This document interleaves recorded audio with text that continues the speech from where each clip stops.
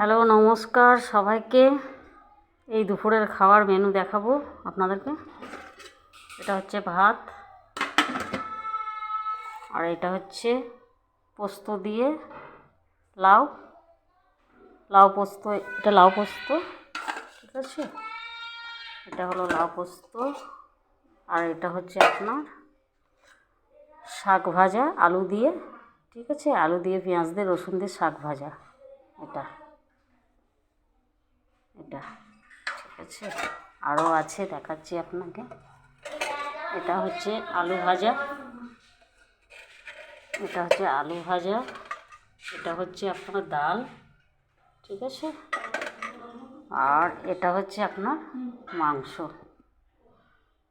এটা হচ্ছে চিকেন, ঠিক আছে। তো সকলে ভালো থাকবেন, আপনারা হেল্প করবেন। আমি রাখছি, ঠিক আছে।